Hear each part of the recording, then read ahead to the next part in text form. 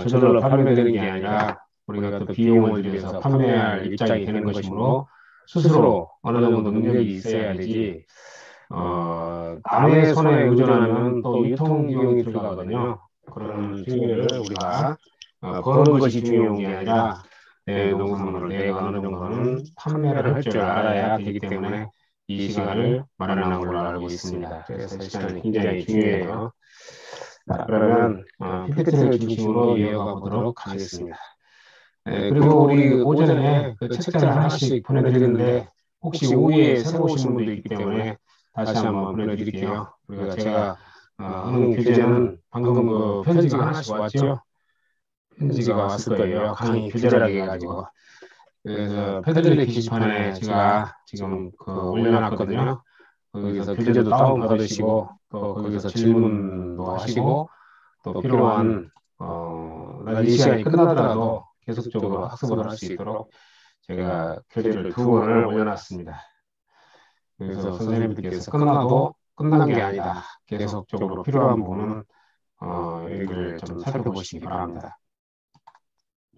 잠깐 한번 들어가 보면요. 제가 편집 보내드린 거 들어가 보도록 할게요. 자, 지금 현재 피들리 공유 화면이 보이고 있죠? 이게 교재 제가 방금 채팅창으로 보내드린 겁니다. 여기에 들어가시면은 누구나 익명으로 오셔가지고 다운받을 수가 있고요. 또 댓글로도 달을 수가 있습니다. 3분만 이렇게 댓글을 달으셨는데 지금 36분 중에 여기 자료를 다운받으시면 댓글도 한 말씀 부탁을 드리겠습니다. 이제 오전에 한 것은 농업법률 및 요거 했잖아요, 오전에요. 그리고 이제 오후에 농산물 유통 마케팅 특강 교재도 제가 여기다 올려놨으니까요. 대표님들이 클릭만 하면 다운이 돼요. 그리고 농지연금법이 바뀌어가지고 이제 여기다가 제가 바뀐 내용을 또 올려놨어요. 여기다가 이것도 참고를 좀 해주시기 부탁을 드리겠습니다. 자, 그래서 우리 농산물 유통 마케팅이 지금 비대면 시대가 와가지고 또 인터넷으로 많이 판매하는 시대잖아요. 그래서 어느 정도는 또 알고 있어야 된다 말씀을 드리고요. 우리 농산물이라는 게 그냥 일반 또 마케팅하고는 조금 차이가 나는 점이 일반 마케팅은 그냥 어떤 마케팅 이론에 따라서 해도 되는 가 할지는 모르겠지만 우리 농산물은요 생산 과정부터 소비자들이 알고 싶어 해요. 그리고 가공 제조를 거치면서 부가가치가 또 올라가고 또 우리가 유통, 체험, 관광까지 합쳐져 가지고 6차 산업이라고 하거든요. 그래서 이런 분야까지 알고 있어야 진정한 농산물 유통 마케팅이 가능하다. 그래서 생산 분야도 살펴보고 또 가공 제조 분야도 살펴보고 또 체험 관광 분야도 살펴보는 이유가 있어요. 그럼으로써 우리 농장이 어느 정도 구성이 돼야 선생님들이 이 마케팅을 할 수가 있거든요. 그래서 그냥 일반 그 공산품 마케팅하고는 조금 차이가 있다. 그런 말씀을 드립니다. 저에 대한 소개부터 말씀을 드리면요. 방송대학교를 졸업해가지고, 잠깐요.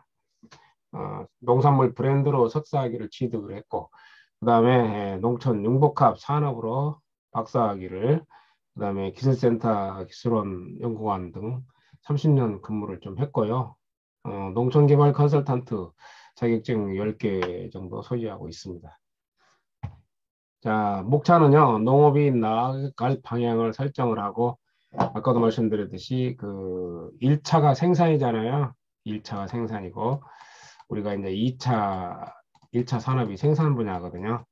그 다음에 2차 산업이 가공, 제조, 공산품 분야. 그 다음에 3차 산업이 체험, 관광, 서비스, 유통 분야라고 볼 수가 있는데, 이 세 가지를 곱하기 하면 6이 나오거든요. 6차 산업이 나오는데 옛날에는 6차 산업을 갖다가 요즘은 농촌 융복합 산업이라고 해요. 이 세 가지를 이제 복합적으로 비빔밥을 만들어 가지고 융복합을 한다 해가지고 농촌 융복합 산업이라고 합니다. 그래서 농촌 융복합 산업은요 굉장히 이 시대에 키워드라고 볼 수가 있어요. 그래서 농촌 융복합 산업을 알아야만이 마케팅이 가능하다. 그런 측면에서 우리가 농촌 융복합 산업 유형에 대해서 한번 알아보는 시간을 갖도록 갖도록 하고요.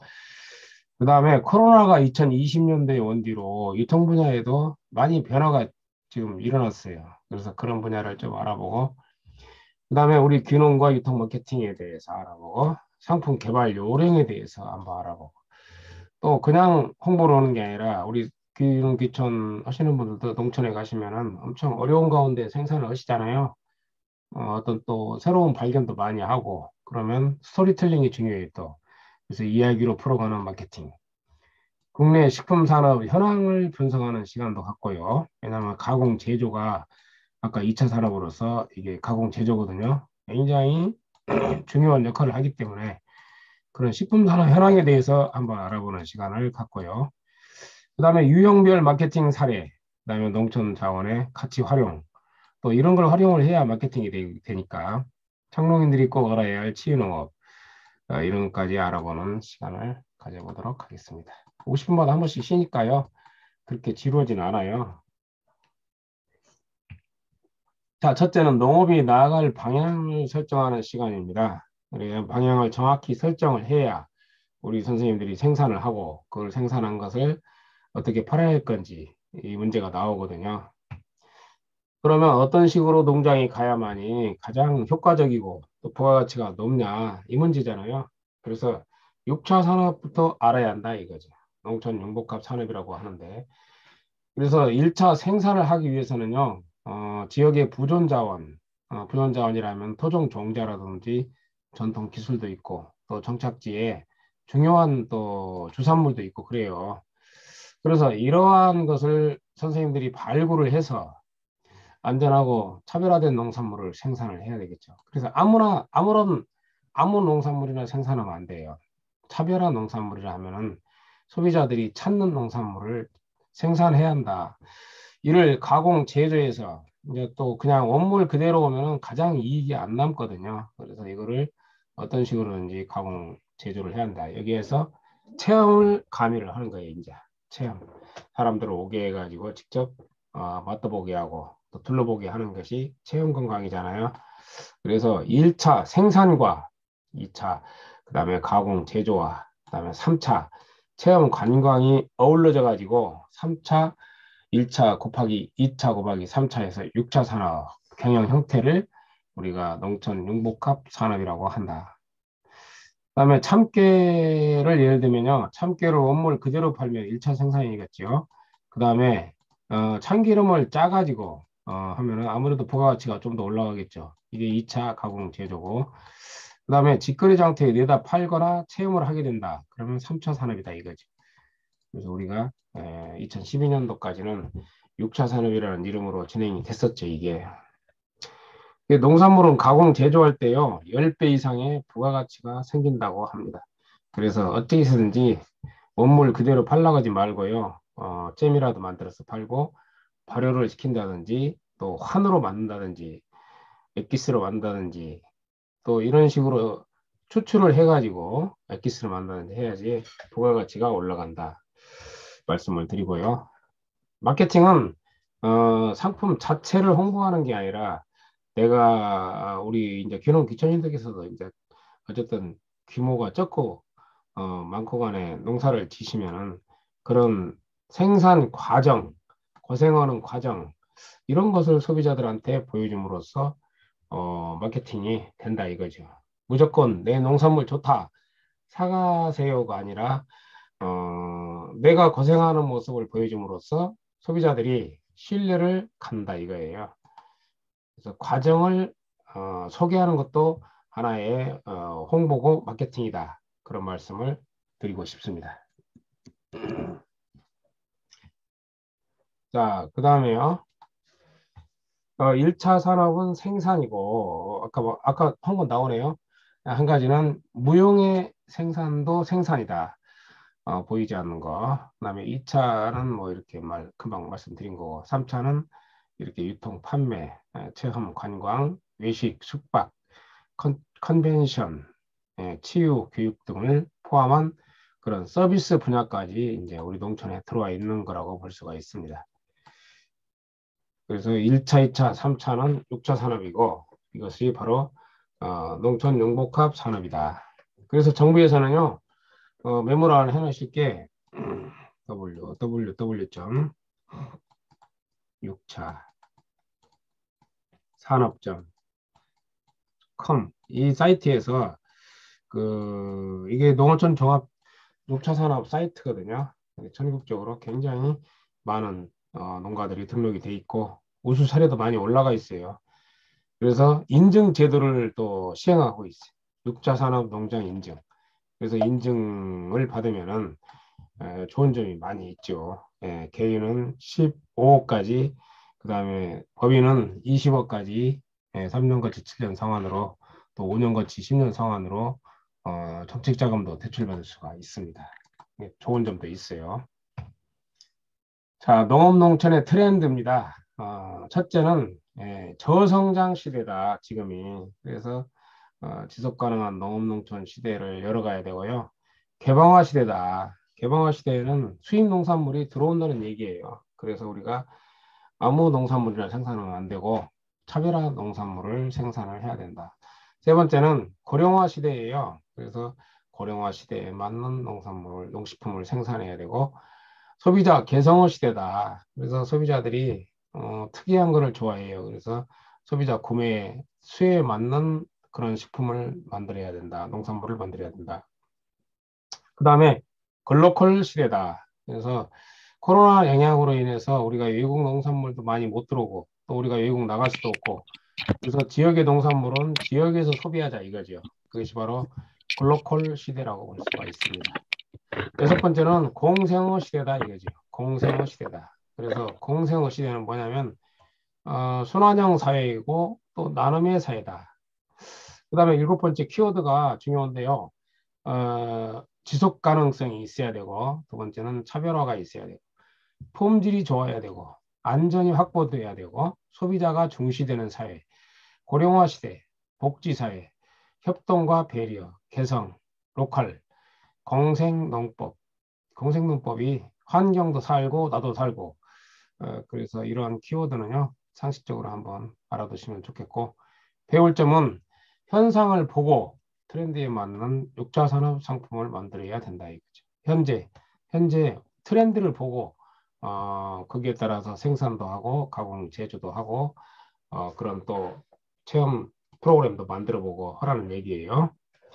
그리고 이제 요즘 고령화 시대니까 영양성이 풍부한 그런 고령 친화식품을 만드는 것도 하나의 요령이라고 볼 수가 있습니다. 그래서 김제 도래마을에 김용환 대표가 만든 쌀인데요. 쌀도 이렇게 옛날에는 막 가만히 있다 막 넣어가지고 막 팔았잖아요. 근데 요즘은 1인 가구가 1,500만 명이 넘기 때문에 그렇게 해서는 안 팔려요. 그리고 쌀이 뜨거운 가운데 있으면은 맛이 없어져요. 변하고. 그래서 갓 도종한 쌀이 가장 좋은데 이게 지금 3.65kg짜리잖아요. 3kg짜리인데 3kg짜리를 만든 이유는 4인 가족이 일주일 동안 먹을 수 있는 양이라고 합니다. 그래서 이것도 이유가 있는 거예요. 3kg짜리가 가장 인기 있다. 그래서 이렇게 포장지도 이쁘게 해가지고 상당히 많이 판매가 되고 있는 전라북도 김제 두레마을 김용환 대표 쌀이 되겠습니다. 여러분들도 유통 분야에 종사하신다면 이런 식으로 소포장을 해야 된다는 말씀이고요. 그 다음에 농정의 패러다임이 전환되고 있다 이거죠. 그래서 농정의 목적이 이제는 효율성이나 경쟁력보다는 효율성과 농업인의 행복을 동시에 추구하는 시대고요. 농종의 대상이 이제는 개별 농가에게는 보조금을 안 줘요, 잘. 그래서 지역 공동체 중심으로 마을 중심, 공동체 중심으로 가고 있다. 그다음에 세 번째는 정책의 내용은요. 이제는 개별 부산적 접근보다는 융복합한 그런 6차 산업 시대 정책들이 많이 나오고 있죠. 그다음에 여섯 번째는 접근 방법은요. 지역의 특성을 중요시하는 시대다. 그렇게 해서 지방 주민들의 책임성을 강화했고요. 지금은 상생의 시대, 공생의 시대, 공유의 시대다. 같이 한번 따라 세우실까요? 상생의 시대, 공생의 시대, 공유의 시대다. 새로운 접근 방법은 안내해 드리겠습니다. 자, 농업 플러스 알파의 시대다. 그래서 우리 농촌 지역의 경쟁. 이게 잠깐요. 우리 대표님들이 이거를 조금 소리를 죽여주시기 바라겠습니다. 네, 홍상규 선생님이 틀어놓을 건데 제가 껐어요.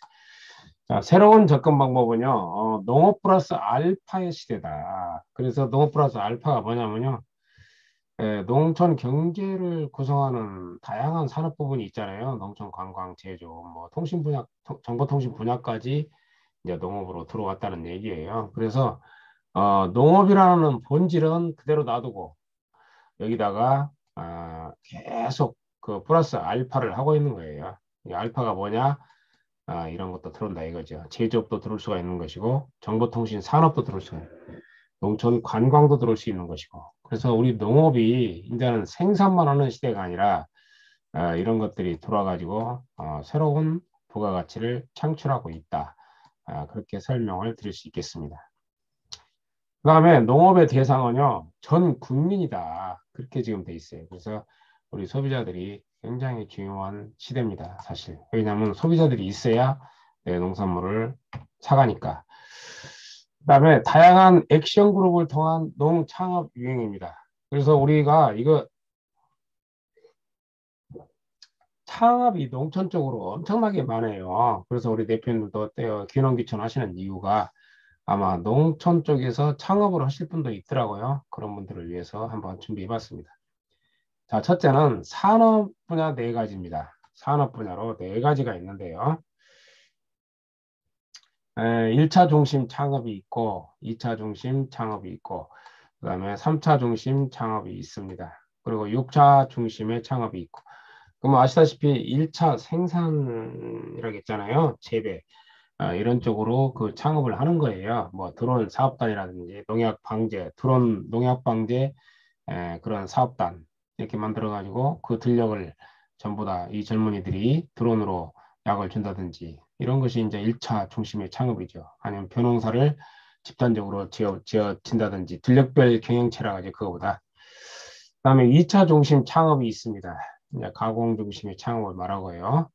그다음에 3차 중심 창업은 이런 것들은 좀 줄이고 지금 민박 같은 거 치유농장이라든지 교육농장 또 전시장도 운영할 수가 있고 프리랜서 문화 명상 치유 서비스 중심 창업 이런 치유농업 쪽으로도 농장을 신설할 수가 있습니다. 그것이 바로 3차 중심 창업이다. 그 다음에 6차 중심 창업은요, 아까도 말했듯이 생산도 조금 해보고, 가공 제조도 조금 하면서, 어떤 유통까지, 이렇게 세 가지를 결합해서 하는 걸 말해요. 그 다음에 독립형 두 가지가 있습니다. 은퇴자들이 쓰는 건데요. 은퇴 및 생태형 창업도 있고, 그 다음에 가공 서비스 취업형도 있습니다. 그 다음에 협동형 두 가지가 있습니다. 공동체, 이게 마을 중심으로 어저께도 좀 마을 기업이 뭐냐고 물어보시던데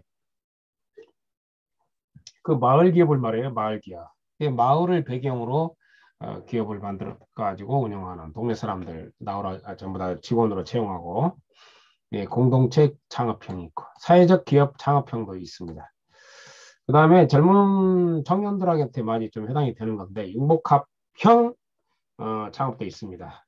인터넷 창업 요즘 이게 많이 유행이더라고요. 젊은 친구들이 그 지역의 농산물은 물론이고 또 건기식 같은 거 한 달에 막 5천만 원씩 파는 분도 있더라고요. 그것이 인터넷 창업이다. 그 다음에 도농 연계형도 있습니다. 도시와 농촌을 서로 연결하는 그런 도농교류 그런 분들이 또 많더라고요. 프랜차이즈형도 있고 그래서 액션 그룹이라 하면요 보통 농촌에서 10명 이상이 그 모여가지고 어떤 조그마한 조직을 만든 것을 액션 그룹이라고 그래요. 그걸 그렇게 개인은 보조금을 안 주는데 농림부에서는 이와 같이 그 공동체 액션 그룹을 만들었다면은 그런 데는 또 보조금을 주는 제도가 많이 있어요. 그래서 액션 그룹이라는 표현을 씁니다. 소그룹. 그래서 산업의 융복합성 필요성은요, 산업이 고도화되고 차별화되고 있기 때문에 그러고 시장을 확장할 수가 있어요. 왜냐하면 생산도 할 수 있고 가공 제조도 할 수 있고 유통 체험 관광을 하게 되면 사업 범위가 굉장히 넓어지잖아요. 그 다음에 신시장 진출이 창출이 유리하다. 그 다음에 주요 산업의 융합 수요가 증대되고 있다. 그래서 우리가 생산만 가지고는 안 되고 우리가 이제 그 딸기밭에서 생산된 딸기를 이용해 가지고 잼도 만들어 보고 또 새로운 가공 엑기스도 만들어 보고 딸기 관련해 가지고 여러 가지를 만들 수가 있잖아요. 가공을 할 수밖에 없어요. 그만큼 또 부가가치도 올라가고. 그다음에 체험은 3차 산업인데 딸기를 가지고 딸기 따기 체험 또 딸기를 가지고 어떤 그 잼을 만들어 본다든지 그런 것들이 이제 3차 산업인 거예요. 그런 수요들이 또한 늘어나고 있다. 그래서 6차 산업 농가의 결합 비율을 보면요. 1차, 2차 동시에 하는 경우가 62%, 그다음에 1차와 3차를 그 하는 분들이 71%막 이렇게 많이 있는데 제가 볼 때는 빨간 글씨로 해놓는 부분이 아무래도 이렇게 좀 소득이 높은 것 같아요. 그리고 3차 산업과 결합을 해야 어쨌든 부가소득이 높더라. 그리고 이제 가공 같은 경우는 왜 소득이 낮냐면 기계를 사기 때문에 좀 아무래도 빚을 지게 되잖아요. 그래서 아마 낮지 않나 싶습니다. 그래서 요즘은 농업의 6차 산업화에다가 정보통신 또 바이오 테크놀로지까지 생명공학 기술이죠. 그러니까 합쳐지고 있다는 거예요. 이게 6차 산업에다가. 그래서 이게 스마트팜이잖아요. 이게. 그래서 기존의 농업에다가 스마트팜이 결합되면 더욱더 이제 산업이 고도화되는 것이죠. 자, 그래서 사업 초기에 우리 귀농귀촌인들이 생산하는 것들이 곧 그 지역에서 판매될 수 있는 시스템을 만드는 게 뭐냐면 로컬 푸드예요. 그래서 전라북도 이제 도 단위에서 운영하는 것이 있고 시 단위에서 운영하는 것이 있습니다. 그래서 이거는 전라북도 같은 경우 도 단위에서 운영하는 로컬 푸드예요. 이게. 그래서 이런 것들을 이제 행정에서 많이 도와주고 있습니다. 다음에 6차 산업 진행 요령하고 있죠, 지금. 그다음에 성장기 농장. 그래서 농장도 사실 도입기 농장이 있고 이렇게 처음 시작하면 도입기잖아요. 성장기 농장이 있고 또 성숙기 농장이 있고 그다음에 재도약기 농장이 있고 쇠퇴기 농장으로 나눠집니다. 그래서 선생님들이 이제 여기에 해당되죠. 도입기에 이 농장도 이 기수별로 하는 행동이 틀립니다. 그다음에 아까도 말씀드렸듯이 6차 산업자로 인증을 받게 되면요. 2년 이상 물론 돼야 되고 연간 3천만 원 이상 매출을 올리는 농장을 대상으로 인증을 내주고 있는데 이 인증서를 획득을 하면 개인은 15억까지 그다음에 법인은 20억까지도 대출을 받을 수가 있다. 그런 말씀을 드리니까요. 좀 관심을 가져보시기 바랍니다. 큰 사업을 하실 분들은 일반 대출보다 이렇게 6차 산업 인증 농장을 받아놓고 얼른 그걸 통해서 이런 정책 자금을 융자를 받으면 훨씬 더 유리하죠. 자, 마무리입니다. 농가 아직 끝난 건 아니고요. 농협하고도 이제 MOU를 체결해 가지고 서로 융합을 하고 있고 그다음에 고구마 융복합 모델을 구상 중이다. 고구마를 중심으로 한 다양한 융복합지구 네트워크 사업이 진행 중이다. 이게 3기 농협에서 지금 하고 있는데 그 얘기 같아요. 고구마를 좀 지금 30억짜리잖아요. 황토산업이 30억짜리인데 그걸로 하고 있습니다. 자, 두 번째, 농촌 융복합 산업 농장 유형입니다.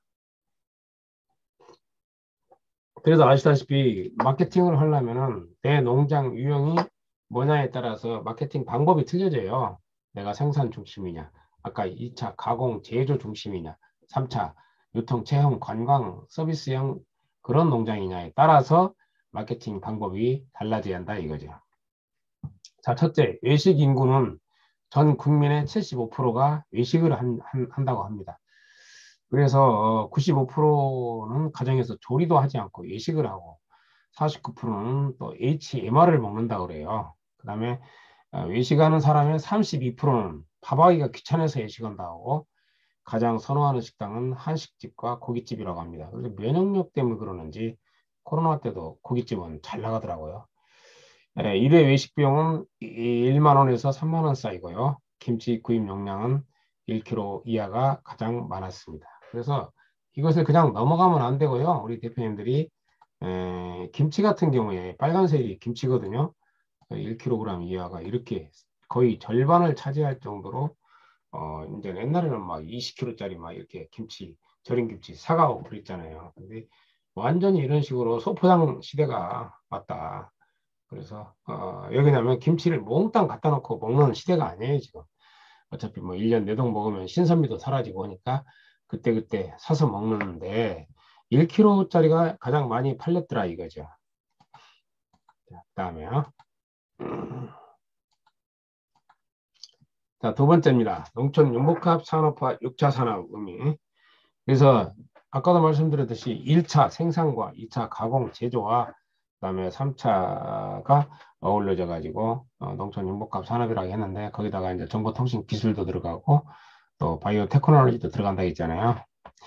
그래서 우리가 이렇게 세 가지 1차 생산 이런 2차 가공 제조 이런 것들이 농촌 지역에 도입되는 것을 말하고요. 생산을 기본으로 해야 돼. 근데 어떤 분은 뭐 6차 산업 한다고 막 생산 기반을 다 팔아가지고 제가 쇠퇴기를 흥을 봤는데 어쨌든 우리 농민은 농민으로서의 자격을 유지하기 위해서는요. 생산을 가지고 있어야 돼요. 생산을 포기하면 안 된다. 그래서 생산은 기본이에요. 그다음에 농촌 융복합 산업화가 요즘은 이제 빅데이터 수집을 통해서 분석을 통해서 상호 연관성을 찾고 막 결합과 제거를 하기 때문에 굉장히 그 데이터베이스 시대라고 볼 수가 있어요. 데이터 농업 시대. 같이 따라서 한번 해보실까요? 데이터 농업 시대. 그래서 데이터 농업을 가장 현실화 시킨 게 어디냐면 어플 하나 다운 저기 저 아니 그냥 메모 하나 해놓으세요. 어플. 쉬는 시간에 이 어플 한번 다운받아요. 이게 불과 2년 만에 200만 넘어가더니 요즘 2년 반 만에 이제는 아예 50만 명 회원을 지금 자랑하고 있더라고요.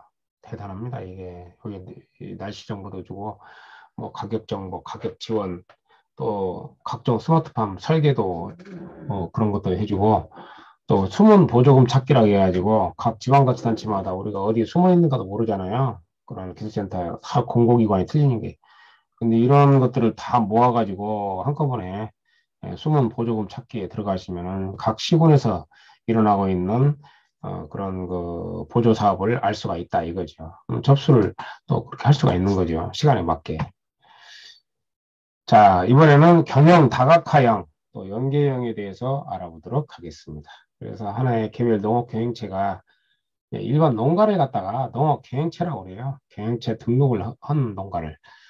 그래서 1차, 2차, 3차 산업을 다 하는데 이거를 다기능 농업이라고도 그래요. 다각화 농업이라고도 하고 다기능 농업이라고도 하고 그래서 우리가 이제 다른 산업하고 농업하고 서로 연계하는 시대다. 그래서 다양한 통합을 통하여 시너지 효과를 내야 한다고 생각을 합니다. 그다음에 고객의 니즈를 알아야 된다. 그런 말씀을 좀 드리고 싶습니다. 융복합산업 추진 방법은 그래서 고객의 가치 있는 제품이나 서비스 아이템을 선택하고 개발하는 것이 중요하다. 그럼으로써 우리가 이제 생산에서 소비에 이르는 모든 과정을 우리가 최적화시켜야 한다 이거죠. 그래서 고객의 가치를 최대화하고 농업인의 이익을 동시에 발생시킬 수 있도록 추진해야 된다. 그래서 우리 고객의 가치라는 게 중요해요. 우리 내 이익보다는 오히려 고객의 가치가 큰 경우가 내 동장에 오래가고 좋은 것이다. 그런 말씀을 드리고 싶습니다. 아셨죠? 자, 다음으로 넘어가 보도록 하겠습니다. 다음으로 넘어가. 자, 6차 산업의 유형이 있어요. 그래서 농촌 융복합 산업, 아까 1차 생산, 2차 가공, 제조, 3차 체험 관광 서비스 유통이라고 했는데, 이제 여기다가 정보통신 기술, 또 생명공학 기술까지 융합이 되고 있다고 했잖아요. 그러면, 우리가 이제 농촌진흥청에서는 6가지 농장 형태를 정하고 있습니다. 첫째는 생산 중심형 농장이냐, 아니면 가공 중심형 농장이냐. 이렇게. 셋째는 유통 중심형, 넷째는 관광 체험형, 다섯 번째는 외식 중심형 농장이냐, 여섯 번째는 치유 중심형 농장이냐, 이렇게 나누고 있어요. 그래서 생산 중심형을 보면은 아까도 말씀드렸듯이 주로 생산에 치중하는 거예요. 그래서 홍성 문당리의 친환경 농업마을이 유명하죠. 잠깐요. 그래서 우리 선생님들이 충남 그 문당이 친환경 농업마을은 견학도 많이 가시더라고요, 농민들이. 그래서 거기가 지금 생산 중심형 농장이다라는 것을 말씀을 드리고, 요즘 생산 중심형도요, 친환경이나 또 유기농 쪽으로 많이 연결이 되고 있습니다. 자, 이번에는 가공 중심형에 대해서 한번 알아볼게요. 소비자 필요에 따라서 가공 상품이 개발되고 있는데요. 인터넷 판매가 필수적으로 따라야 돼요. 그리고 여기서는 하나 적어 놓으실 것이 있어요. 즉석 판매, 재가공, 제조. 따라서 한번 해보실래요? 즉석 판매, 가공, 제조. 이제 일종의 건강원을 말하는데요. 이것을 식품 허가와는 또 틀려요. 처음부터 선생님들이 식품 허가를 내려고 하면 상당히 까다롭고 어려움이 있는데, 일단 즉석식품인데, 즉석식품 판매, 가공, 제조를 하게 되면 이것도 하나의 식품 허가의 일종인데 신고입니다. 신고. 그래서 신고를 하면 되니까 즉석식품 판매, 가공, 제조 요거부터 한번 그 신고를 하고 한번 가공을 해보시면 거기서부터 이제 노하우가 늘어난다는 것을 말씀을 드립니다. 그리고 이제 즉석식품 판매, 가공, 제조는요, 인터넷하고 그다음에 그 마트는 팔 수가 없고 직거래만 할 수가 있어요. 그래도 우선 처음에는 요거부터 시작하는 게 좋다. 그래서 어떤 분은 몰라가지고 귀농인 중에 그냥 식품허가를 내니라고 고생 많이 했다고 하더라고요. 근데 굳이 그럴 필요 없이 어느 정도 자리 잡을 때까지는 즉석식품 판매, 가공, 제조, 신고를 하시고 가공을 하시는 게 편하다. 그런 말씀을 드립니다. 자, 이번에는 유통중심형 농장에 대해서 알아보겠습니다. 아까도 말씀드렸듯이 쌀을 소포장한다든지 또 어떤 농산물을 판매해주는 대행을 해주고 돈을 버시는 분들이 많아요. 농촌에. 아무래도 이제 고령화된 농민들이 직접 하기가 힘드니까 이렇게 젊은 분들이 오셔가지고 대신 농산물을 팔아주고 수수료를 받는 형식이 유통중심형이라고 볼 수가 있습니다. 자, 네 번째는 관광체험형입니다. 그래서 관광체험형은요, 우리가 이제 소비자들이 무조건 일단 그 코로나 때문에 지금 못 오고 있는데, 일단은 내가 농사 짓는 현장을 보면 신뢰감이 생겨요. 그리고 쌀도 잘 팔리고. 그래서 관광 체험을 통해서 체험을 하게 하면 소비자들에게 상당히 농장도 알릴 수가 있고 또 농산물 판로에도 도움을 줍니다. 하나 메모를 해 놓으실 것은 이러한 관광 체험형 농장을 하려면요.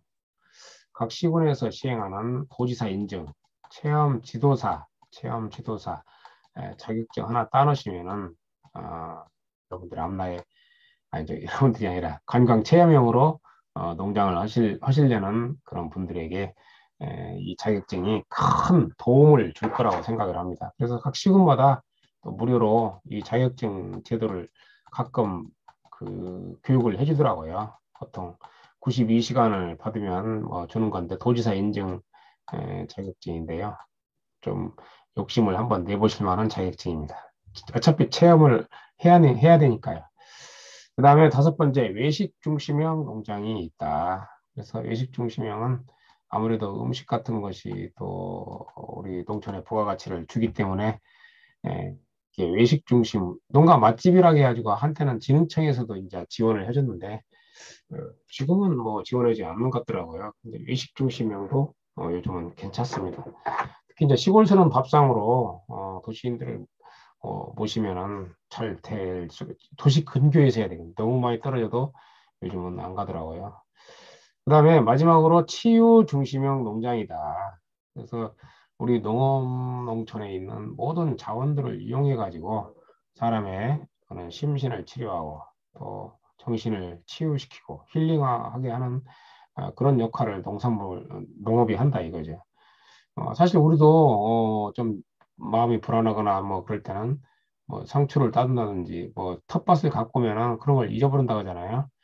그래서 치유 중심형은 우리 농업 농촌에 있는 모든 자원들이 치유 도구들이다.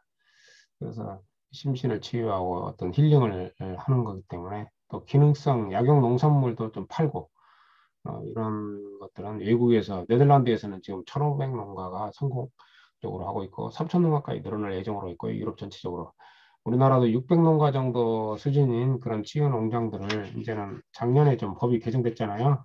2020년 3월 25일 날 치유 농업법이 발효를 했어요. 그래가지고 치유 농업사 2급 자격증 제도도 작년 11월 달에 했는데 치유 중심형도 괜찮습니다. 혹시 메모 하나 해놓으실 것은 치유 중심형을 하실 분은 올해 치유 농업사 2급 자격증을 취득해 놓는 게 좋을 것 같아요. 치유 농업사 자격증 제도가 농촌진흥청에서 지금 진행을 하고 있는데 우선은 2급으로 지금 돼 있더라고요. 그래서 2급 자격증 하나 따놓으면은 치유 농 중심의 농업이 트렌드다. 그런 말씀을 드립니다. 앞으로 이제 농촌에서 나오는 모든 자원들은 우리가 먹거리용으로만 쓰는 게 아니라 사람의 몸과 마음을 치료하는 도구가 된다. 이런 말씀을 드립니다. 자, 다음으로 넘어가 보겠습니다. 그래서 선생님들이 아까 1차 산업 중심으로 할 거냐 뭐 있는데 사실 또 이렇게 복합적으로 1, 3차로만 할 수도 있어요. 가공을 안 하고. 또 2, 3차는 근데 이제 여기는 안 돼요. 1차는 꼭 들어가야 돼요. 이렇게 되면 중간 상인밖에 안 되기 때문에 반드시 1차는 들어가야 된다. 그 다음에 1, 2차 산업 중 이건 괜찮지요. 굳이 뭐 체험을 강제로 하라는 것도 아니고 생산과 가공만 하겠다 나는. 근데 이것도 괜찮습니다. 또 이거는 생산과 나는 체험 농장만 하겠다. 이것도 괜찮고. 근데 요거는 안 된다. 그다음에 명품형, 명인형, 명소형이 있습니다.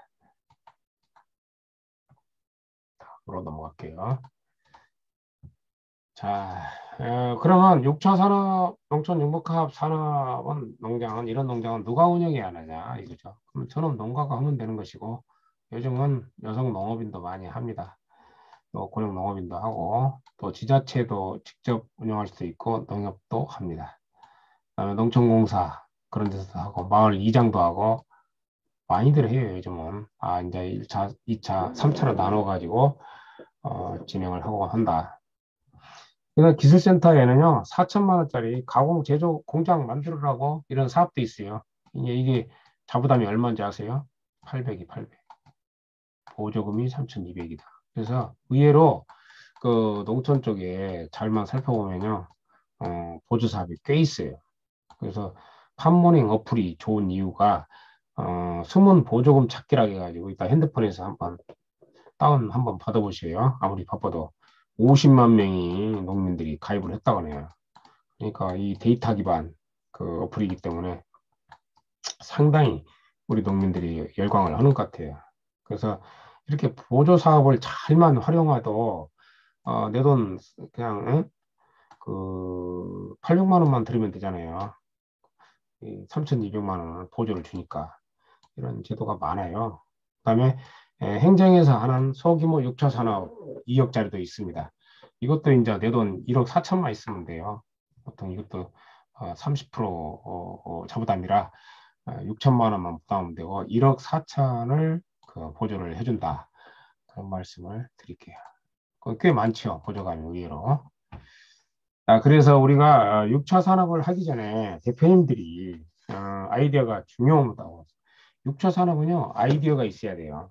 그래서 항상 기록하고 메모하는 습관을 길러라. 이런 말씀을 좀 드리고 싶고. 그 다음에, 쓰기가 뭐냐면은, 이제는 디지털 녹음기를 또 하나 이렇게 갖다 놓고, 녹음하는 것도 하나의 좋은 공부가 된다고 하더라고요. 그 다음에 트렌드를 파악을 해라. 그래서 트렌드를 파악하기 위해서는 메모 하나 해놔보시면 농업관측센터라고 있어요. 그래서 농업관측센터에 가시면은 에, 소비자 트렌드를 알 수가 있습니다. 종목별로. 한번 잠깐 농업관측센터는 굉장히 그 중요한 사항이기 때문에 잠깐 한번 들어가 보도록 할까요? 한번 눌러보겠습니다.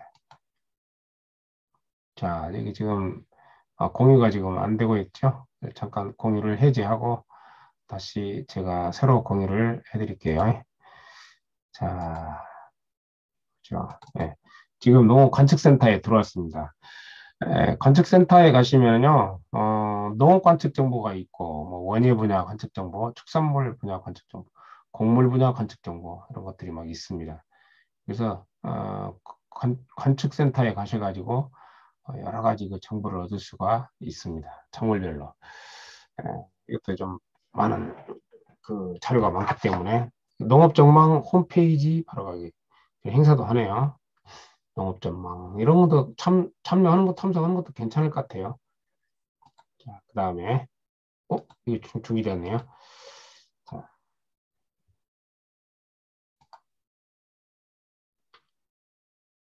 육차 산업은 그래서 선생님들 아이디어가 중요하다는 내용을 했고요. 그 다음에 녹음기에다가 해도 더 좋고. 그 다음에 이렇게 많은 선생님들이 그 고민만 하고 계시는 분도 있는데 레이저 사고방식을 가져라. 그래서 이렇게 교육 받으신 다음에 어느 정도 이제 확신이 들면 얼른 결론을 또 내려야 돼요. 그 다음에 빅데이터 뭐 이런 거 중요하고. 그래서 똑같은 아이디어라도 차별화하고 그 다음에 단순화하고 유연화 해가지고 받아들여야 된다 이거죠. 모든 문제는 해결 방법이 틀리다. 그래서 똑같은 아이디어도 써먹는 방법은 여러 가지가 있습니다. 그래서 어떤 농업 분야의 해답은요 한 가지만 있는 게 아니더라고요. 여러 가지 아이디어가 생각나가지고 있다. 여러 가지로 해결하는 방법이 있다 이거죠. 그래서 우리 선생님들이 그 농촌으로 이주하기 전에 뭐 하고 나서 여러 가지 아이디어가 생각나면 바로바로 그것을 적어놓고 있다가 현실화 시켜야지 그냥 아이디어로 끝나버리거든요. 그래서 아이디어를 습관화하자 이거죠.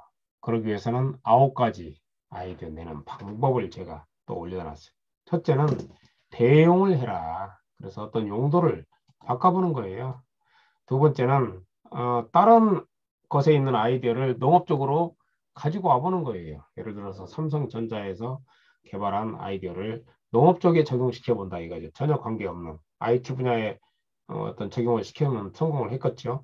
그러나 농업 분야에도 적용을 했을 때 그런 또 성공하는 사례가 종종 있더라고요.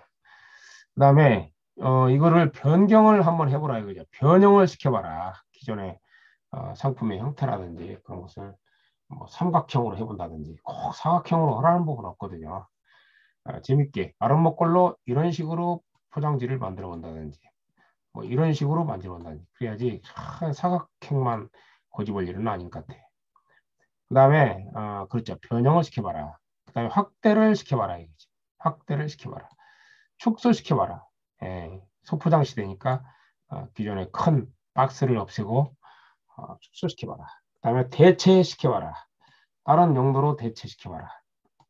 배열을 바꿔보라 이거죠. 예를 들어서 이렇게 세팅이 있으면 쌀, 보리, 고구마를 넣는데 이제는 고구마, 쌀, 보리 이런 식으로. 그 다음에 그 반대로 거꾸로 한번 뒤집어 보라 이거죠. 그 다음에 결합, 분류해라. 이렇게 9가지 아이디어 내는 방법을 소개시켜 드렸습니다. 자, 그래서 생각하고 고민하는 습관을 가져라라고 말씀을 좀 드리고 싶고요. 요즘은 또 아날로그 생각보다는 디지털적인 방법으로 뭔가 해결하려고 노력을 많이 하셔야 할 것 같아요. 그래서 코로나가 유통 분야에 준 과제가 있는데요. 과제까지만 하고 좀 쉴까요? 최근 코로나로 인해서 농업 경영체 생산 가공 유통 체험에도 이제 큰 패러다임이 뭐냐면 큰 흐름이에요. 큰 흐름의 변화가 일어나고 있다. 이러한 변화에 대응하는 농장은 살겠죠. 그러나 이제 또 막연히 기다리는 분도 있어요. 이제 2년째니까 뭐 3년째. 예, 근데 기다리는 분은 활로가 안 나옵니다. 막 문제를 풀으려고 고민을 한 사람은 나오는데 문제가 나왔음에도 불구하고 가만히 있는 사람은 망해가는 것이다. 이런 말씀을 드리고 그 다음에 코로나로 인해서요. 음식점 방문이 이와 같이 90.7%가 줄어들었어요. 고깃집 외에는. 그리고 대형마트, 슈퍼마켓, 전통시장도 줄었다고 하네요. 69.7%. 그런 대신에 집에서 키트를 배달에다가 코로나19 발병 이후에 가정 조리가 말도 못하게 늘어났다고 그래요. 그래서 가정 조리가 81.1%로 늘어났다. 또 배달 음식이 늘어났어요. 그래서 배달부들이 배달의 앱 있잖아요. 배민이라든지 뭐 요기요라든지 이런 업체들이 4개 업체가 올리는 매출이 15조라고 하더라고요. 어마어마하게 배달 시장이 커졌습니다. 요즘 화제가 나가지고 좀 휘청거리는 것 같은데. 그다음에 다양한 배송 품목과 배달료. 배달료가 정말 다양한 것 같아요. 그래서 아마 이게 진짜 배민 비마트를 여기 좀 비마트는 뭐냐면요. 배달의 민족에서 운영하는 이런 마트라고 볼 수가 있어요. 다 파네요. 샐러드도 팔고 밀키트도 팔고. 그래서 우리가 비마트 어떤 분이 물어보시더라고요. 비마트가 뭐냐고. 배달의 민족이 운영하는 마트다. 어차피 플랫폼은 사람들이 배달으로 들어오잖아요. 그러면 물건도 여기서 직접 직영하는 가게라고 볼 수가 있어요. 그다음에 이것은 군산시에서 운영하는 그런 그 공공 앱입니다. 도와주려고 지방자치단체에서도 애를 쓰고 있죠. 우리 익산도 다이로움이라는 그런 앱을 만들어서 뿌리면 아무래도 로컬 푸드에 매출이 더 일어나지 않을까 생각이 듭니다. 군산은 이제 배달의 명수라겠네요. 우리 익산은 다이로움. 자, 그 다음에 두부 만들기 키트 상품이 인기를 끌고 있다고 그래요. 그래서 참 두부는 못 만들 줄 알았는데 키트로 만들어가지고 10,000원 내지 20,000원 팔고 있는데 이것도 참 키트라 하면은 그 이렇게 좀 소비자들이 원래는 농장에 와서 체험을 해야 하는데 못 오니까 그 세트를 가정에 보내주고 유튜브에서 이제 농장주가 만드는 방법을 해설하는 것을 말해요. 그게 키트 상품이다. 근데 두부도 만들고 막 그러더라고요. 이분은 연잎밥 하시는 분인데 명당 연양이라고 역시 이분도 한 500개씩 팔고 막 그랬더라고요. 그다음에 직접 만들어 먹는 두부라고 해가지고요. 두부가 지금 한 모당 단백질이 9g이 포함되어 있다고 그래요. 그래서 두부가 또 고령 친화식품으로 물렁물렁 해가지고 많이 먹거든요. 좀 인기가 좋습니다. 이건 젊으나 늙으나 많이 먹기 때문에 두부 같은 경우에도 인기가 좋은 그런 아이템이다 말씀을 드리고 여기 저 링크 한번 눌러보면은 지금 그 이렇게 좀 두부 만들기 레시피가 정확히 나오고 있습니다. 이런 식으로 이렇게 따라서만 하면 요즘은 나올 수 있도록 되어 있으니까 키트 상품에 대해서도 대표님들이 관심을 좀 가지셔야 할 것 같아요.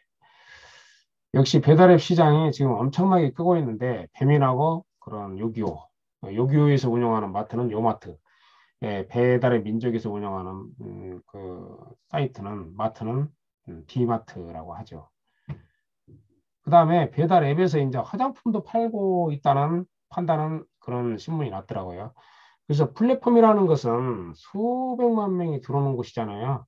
책방이 됐든 뭐가 됐든 플랫폼을 만들어 놓으면요. 이제는 대학 교보문고에서도 농산물을 팔 수가 있는 거예요, 사실. 그래서 참 요즘은 뭐든지 이렇게 확장하는구나 그런 말씀을 드립니다. 그래서 마트, 식품, 생산품 매 배달에 직매입 배달하는 장보기 서비스, 책방에서 농산물을 파는 시대가 오고 있다. 그래서 화장품도 팔고요. 지금 배달의 민족 이런 원래는 주문하는 사이트잖아요. 근데 주문하는 사이트가 마트도 운영하고 화장품도 판매한다고 합니다. 자, 오늘이 아니라 이 첫 시간은 여기까지 한 다음에 한 10분간 쉬었다가 또 여러분들 졸리면 안 되니까 한 3시부터 진행하도록 하겠습니다.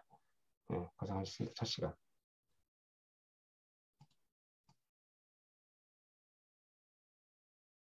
4P라고 합니다. 4P. 거기에 추가적으로 왜 좋은 거를 검증해 보았는가 이것도 있고요. 과정은 투명하게 공개할 수 있는가, 과정을 충실하게 프로세스, 손님들이 친절하냐, people, 사람들이 친절하냐 해서 3P가 합쳐져 가지고 7P 시대가 왔습니다. 7P. 7P가 뭐냐면 제품에 신경 써라, 가게에 신경 써라, 팔을 장소에 대해서 신경 써라, 광고에 신경 써라, 왜 좋은가 그런 증거를 대라, 과정은 프로세스 투명하냐, 사람들이 친절하냐. 그래서 7P라고 그래요. 이거보다 전부 다 P자 들어가는 것들이 모인 거니까 이렇게 알아주시기 바라고요. 그 다음에 포스트 코로나 시대의 농업 농촌의 과제, 온라인 농식품 디지털 유통 시스템 구축이 유행인 시대다. 그래서 우리가 제가 지금 우리 익산 같은 경우에도 대행 체제를 도입을 했어요. 그래서 중국 타오바오처럼 모든 것을 대행을 해주자. 그래서 수수료도 지원해주고 택배비도 지원해주고 모바일 상세 페이지도 지원해주는 그런 또 공공 앱까지 지원해주는 모델을 익산에 도입해가지고 소농들을 소득 보장을 해주고 있습니다. 그래서 작년에 2019년도에 40억 매출을 올렸고요. 2020년도에 21년도에는 30억 매출을 올린 바 있습니다. 그래서 귀농인들께서도 이게 넘일이 아니라 고령화된 마을에 가시면요. 우리 귀농인들이 몇 분이 모여가지고 어떤 사이트를 운영하시더라고요. 그래서 그 마을 거를 다 팔아주는 거예요. 그러면 귀농인들에 대해서 고맙게 생각하고 그렇습니다.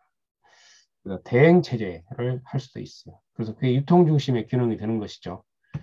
그래서 우리 선생님들이 꼭 농사 지려고 하지 마시고요. 아까도 6가지 농장 유행이 있었죠. 뭐 이렇게 가공 중심행이냐, 생산 중심행이냐, 아니면 육체 산업행이냐, 아니면 체험 관광행이냐, 아니면 치유 농업행이냐, 이런 거에 따라서 균형을 하시는 거예요. 그 다음에 우리가 이제 유통비용이 높은 농산물들이 있어요. 그래서 뭐 고구마 같은 경우에 지금은 씻어서 나가야지 그냥 팔으면 잘 안 나가거든요. 또 봄감자라든지 양파라든지 이런 것들은 유통비용이 많이 들어간다. 이게 말하자면 전부 다 씻어서 소비자들한테 보내야 되기 때문에 씻는 비용이 또 들어가잖아요. 이게 유통비용이 많이 들어가는 것들은 조심을 해야 돼요. 그 다음에 유통비용이 가장 없는 게 쌀이에요. 쌀이 가장 유통비용이 안 들어간다. 그래서 유통비용이 많이 들어가는 고구마 같은 경우 조심을 해야 돼요. 좀 더 기계화로 어떤 손으로 씻을 수는 없는 거잖아요. 얘는 이제 익산형 마을 전자상거래 유통 방식입니다. 이게 혁신적인 유통 방식으로 인정을 받고 있는데요. 마을 회관에다가 그냥 갖다 놓으면 전문가들이 수집을 해가지고 여기서 소분하고 선별하고 해가지고 온라인으로 팔아주기도 하고 또 이렇게 오프라인으로도 팔고 로컬 푸드도 팔아주는 거예요. 전문가들 영역이다. 여기까지는. 여기는 농민들이 갖다만 놓고 그래서 굉장히 그 인기를 끌고 있습니다. 그래서 우리 귀농귀촌인들이 이런 중앙거점 센터 역할을 하실 수도 있어요. 내 농산물만 가지고는 안 되니까 그 지역 농산물을 다 수집해가지고 어떤 사이트를 개설해서 팔아주는 창업하시는 분도 있어요. 그게 바로 인터넷형 귀농귀촌 창업. 아까 조금이 그 창업 방법이 있었잖아요. 그러니까 인터넷으로 귀농하는 거예요. 이거. 그런 일들이 많이 있어요. 시골에 오시면.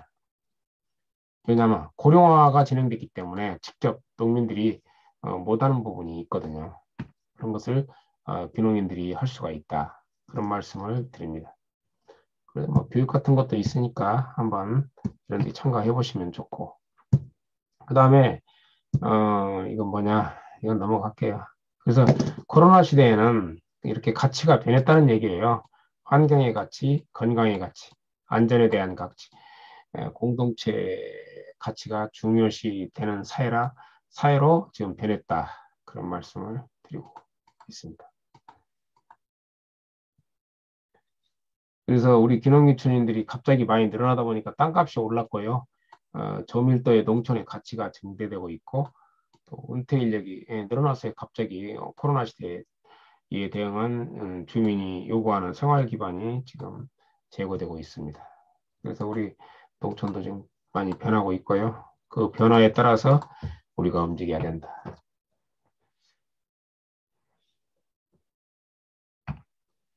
기농기촌인들도 이제 유럽식 치유농업을 도입하여 농촌 현장에서 일하시는 분들이 상처받은 도시민들을 치유해주는 농장으로 개설도 할 수가 있습니다. 그러려면 이제 치유농업사 2급 자격증은 꼭 따놓으시면 좋은데 올해 시험이 굉장히 셌다고 하더라고요. 그래서 우리 농촌에 귀농하시는 우리 귀농귀촌인들께서는요, 일단은 그 농사 짓는 법을 먼저 배우셔야 할 것 같아요. 어차피 농업을 5년간 하셔야 농지연금도 탈 수가 있잖아요. 그래서 한 4, 5년간은 내가 직접 농사를 지어보는 게 중요하다. 그러면서 또 어떤 농업의 생리를 알고 어느 정도 재배, 야채라도 키울 줄 알고 이런 걸 이용해 가지고 여러 가지를 할 수가 있어요. 이제 도시농업관리사도 할 수 있는 것이고 또 치유농업사도 농업을 알아야 하는 것이지 농업에 대해서 모르면 아무것도 못해요. 그래서 일단 농업을 아는 것이 1순위다. 그런 농업을 아는 다음에 이런 식으로 치유농업으로도 사용할 수 있는 거 아닌가 싶어요. 그리고 치유농업에 대해서 좀 더 자세히 알고자 하시는 분은요, 하나 메모 하나 해놔 보실래요? 농사로 사이트에 가시면은 네이버에서 치면 나와요. 농사로 사이트에 가셔가지고 여기 생활농업이라는 카테고리가 있어요. 생활농업, 생활농업. 그래서 여기 카테고리 가셔가지고 여기서 좀 치유농업 자료가 여기 많이 올라가 있거든요. 여기에 다운받아가지고 보시기 바랍니다. 농사로 사이트에서 생활농업으로 가시면은 치유농업에 관한 엄청나게 많은 자료가 올라가 있다. 그래서 농업을 치유농업으로 활용하면요, 농업의 세세한 부분까지 직접 몸으로 우리 선생님들이 체험을 해봐야 돼요. 그것이 바로 노지농사 한 2, 3년은 해보는 게 참 저는 좋은 경험이라고 생각을 해요. 처음부터 막 육체산업 하지 마시고 일단은 생산에 종사해 보시라. 그게 바로 순서가 아닌가 싶습니다. 그래서 우리 농촌이요 이런 식으로 좀 변하고 있다는 내용 넘어갈게요. 귀농귀촌인과 유통 마케팅과의 관계에 대해서 한번 살펴보도록 하겠습니다. 귀농귀촌 유통 마케팅 관계인데요. 마케팅이라는 것이 이익을 내면서 고객의 요구를 충족시키는 것이에요. 따라서 이익을 내지 않고 만약에 판매하는 행위를 한다면 그것은 마케팅이 아니죠. 그래서 적정한 이익을 내면서 농산물을 판매하는 행위가 마케팅이다. 근데 마케팅이 좀 변했어요. 어떻게 변했냐면 과거에는 제품이라고 했는데 이제는 소비자들이 직접 경험하기를 많이 원해요. 그래서 아까 코로나만 아니었으면 내 농장에 한번 왔다 간 사람은 진짜 충성파가 된다. 그래서 경험으로 변했고요. 구매자는 내빈이라고 합니다. 이거 상당히 귀한 손님이 됐다는 얘기고 제공 방법은 연출이라고 합니다. 그냥 우리가 물건을 샀는데 그냥 가져가시오 이렇게 하는 것보다 이렇게 좀 웃으면서 전달한다든지 춤을 추면서 전달한다든지 그런 것들이 오히려 많이 팔린다고 그래요. 그래서 우리나라에 그 댄서가 이제 뭐 일이 좀 없어가지고 미국으로 건너갔는데 거기서도 좀 힘들었는데 컵밥 장사로 성공을 했거든요. 연 매출이 300억 매출을 올리고 있는 분인데 전달할 때 연출을 했답니다.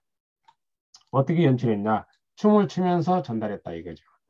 그래서 굉장히 인기를 끌었어요. 이거 잠깐 여기 한번 눌러서 영상 나오려고 물어봤는데 한번 볼게요. 이게 굉장히 인기를 끈 그런 사례입니다. 그래서 우리가 무뚝뚝하게 그냥 전달하는 것보다는 그렇게 춤을 추면서 전달했기 때문에 성공을 했다. 그런 말씀을 드립니다. 아직 안 나오나요? 한번 눌러볼게요. 이 영상이거든요. 지금 다시 영상을 공유를 해볼게요. 또 댓글이 250개가 넘. 자, 컵밥으로 연매출 300억 매출 올린 홍정훈 대표 이야기.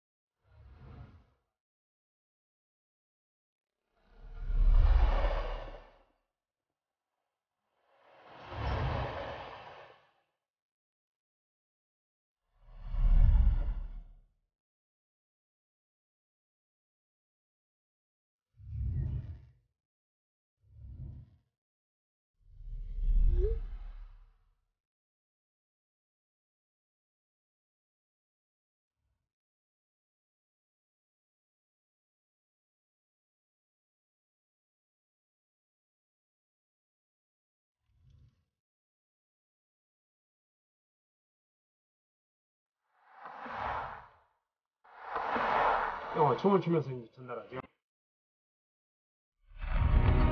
그래서 컵밥 트럭을 20,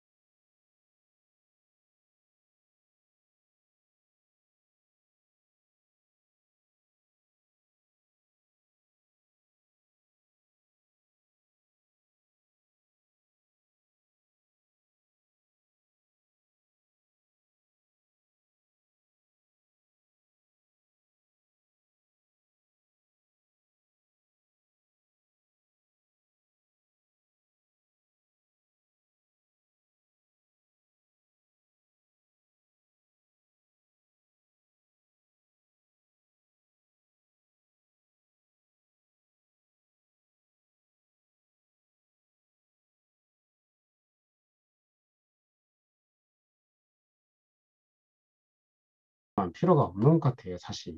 제일 중요한 얘기 같습니다. 그래서 송정훈 대표 이야기는 우리한테 감동을 주는 것이 뭐냐면요. 물건이나 상품을 전달할 때 그냥 이렇게 전달하는 게 아니라 춤을 추면서 재미있게 전달을 했다 이거죠. 이게 마케팅에서 굉장히 중요한 얘기가 아닌가 생각이 듭니다. 그다음에 경쟁 포인트는요. 요즘 추억적으로 많이 지금 진화되고 있답니다. 그래서 새마을 식당도 생기고 막 그랬잖아요. 그래서 또 옛날 물건도 많이 갖다 놓으신 분도 있고 그렇습니다. 이렇게 마케팅 트렌드가 이런 식으로 변했다는 것을 말씀을 좀 드리니까요. 뭐 이런 것도 좀 응용을 좀 해보시기 바랍니다. 그래서 판매를 하는 방법이요. 대표님들 재미있게 전달을 해야 돼요. 그래서 나는 어떤 식으로 전달할 거냐. 그냥 줄 것이냐. 무표정한 표정으로. 또 웃으면서 줄 거냐. 또 춤을 추면서 줄 거냐. 또 음악을 들려주면서 마트 같은 데 가다 보면 다 음악 틀어놓은 이유가 있어요. 기분 좋아지고 물건 많이 사라고 하는 건데 어쨌든 전달하는 방법이 중요하다. 그래서 이분도 송정훈 대표도 춤을 추면서 전달해가지고 연간 매출 300억 어마어마하지요. 트럭이 26대. 그다음에 총각리 야채 가게도 옛날에 뭐 유통해서 성공했는데 이것도 항상 이 손님들한테 손님이라고 안 하고 언니, 누나, 오빠 가족 관련된 호칭을 많이 불렀더라고요. 그래서 또 매출이 여기도 많이 올랐었죠. 실패 전략을 아시나요? 마케팅의 핵심. 그래서 아까 제품에 신경 써라, 가격에 신경 써라, 유통에 신경 써라, 촉진에 신경 써라. 촉진이 광고예요. 그리고 이제 요즘 손님들은 그럼 네가 좋다는 증거를 대라. 물리적 증거를 대라 해서 피자, 피지컬 에비던스. 그다음에 너 과정을 농약 안 주고 잘 만들었냐? 프로세스. 또 사람이 굉장히 친절해야 된다는 얘기고요. people. 그래서 이렇게 3P가 합쳐져가지고 요즘은 7P 시대가 도래를 했어요. 제품에 신경 써라, 가격에 신경 써라, 유통에 팔을 장소에 이게 그다음에 촉진에 신경 써라. 그다음에 증거를 대라. 진행 과정이 투명하냐, 사람이 친절하냐. 그래서 7P 시대라고 합니다. 예, 여기까지 한 다음에 10분간 쉬었다가 또 진행하도록 할게요. 예, 고생하셨습니다.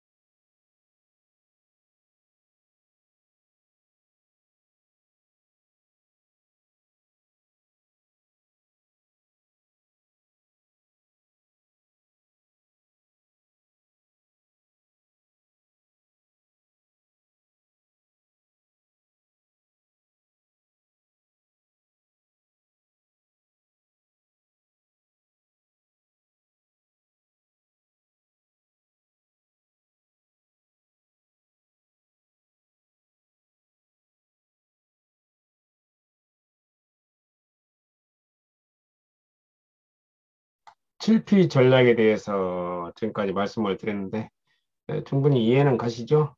우리가 농산물을 팔을 때도 일단은 내가 제품을 어떻게 만들 것인가, 또 어떤 식으로 구성할 것인가, 포장재는 어떻게 할 것인가, 그 제품 관련해 가지고 신경을 쓰는 거고요. 두 번째는 그 가격에 대해서 신경을 써요. 내가 가격을 어떻게 매길 것인가. 근데 여기서 가격 같은 경우는 되게요. 소매 가격 플러스, 그 다음에 플러스 도매 가격, 나누기 2를 주로 많이 써먹어요. 그래서 또 로컬푸드 같은 데 가셔가지고 다른 사람은 어떤 식으로 가격을 매기는가 봐가지고 비슷하게 매기면 되고 무조건 또 싸게 매긴다고 해서 잘 팔리는 거 아니거든요. 그래서 나만의 그런 특징이 있어야 돼요. 스토리가. 그다음에 유통은 팔을 장소 내가 네이버 스마트 스토어에 팔을 거냐 아니면은 로컬푸드에서 팔을 거냐 아니면은 쿠팡이나 이런 데서 팔을 거냐 그 팔을 장소에 대해서 신경 쓰는 거예요. 그다음에 광고는 내가 또 어떤 식으로 할 거냐 이렇게 사피 신경을 꼭 쓰셔야 합니다. 농산물을 팔을 때도. 다음으로 넘어가 볼게요. 자, 이제 지금 현재 4시인데요. 50분간 하는 거니까 1시간 남고 이거 끝나고 나면 이제 30분밖에 안 남으니까요. 좀 힘을 내셔가지고 하십시다. 자, 이번에는 농촌 체험 관광 마케팅입니다. 우리 선생님들이 농산물을 팔을 때요. 일단은 소비자들을 우리 농장에 한 번쯤은 와보게 하는 게 중요합니다. 한 번 우리 농장을 왔다 가시는 분들은 나에 대한 충성 고객이 된다는 말이 있거든요. 그래서 참 체험이 그렇게 중요한 것 같아요. 그래서 농촌 체험 관광이 진짜 중요한 농촌의 서비스 관광이다. 그래서 이렇게 서비스를 하다 보면요, 농산물은 빵이 될 수가 있고, 화장품이 될 수가 있고, 그다음에 약이 될 수가 있습니다. 그래서 우리 농촌 체험 상품은 반드시 신경을 여러 가지 체험을 만들어낼 수가 있어요. 첫째는 생산 분야에서 체험을 만들어낼 수가 있고, 그다음에 가공, 제조하면서 그 분야에 대해서 그 체험 상품을 만들어낼 수가 있고요. 그다음에 이제 직접 또 만들어보는 체험 이런 것도 만들어낼 수가 있습니다. 그래서 우리 소비자들에게 시각적으로 보여주고 청각적으로 들려주고 후각적으로 느끼게 하고 미각적으로 맛보게 하고 만져보게 하고 촉각적으로 이 5가지를 통해서 내 농산물에 대한 마케팅을 해 나가야 된다. 그렇게 말씀을 드릴게요. 그거보다 오감 마케팅이라고 합니다. 그다음에 고객 관리를 잘 하셔야 되는데요. 우리가 한 가지 상품만 사간 고객도 반드시 이제 인적사항을 알게 되잖아요. 택배로 보내줘야 하기 때문에. 그러면 그거를 잘 적어놔야 돼요. 근데 이것을 엑셀로 하시는 분도 있고 막 그러는데 제가 오늘은 그 고객 관리 프로그램 하나 소개시켜 드릴 거예요. 어깨동무라고 해가지고 어깨동무에다가 이렇게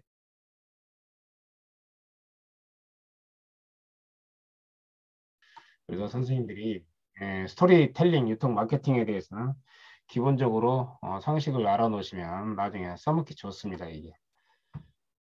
자, 그래서 마케팅이라는 정치, 경제, 뭐 이렇게 문화, 교육 이런 데에 스토리텔링이 다 써먹고 있고요.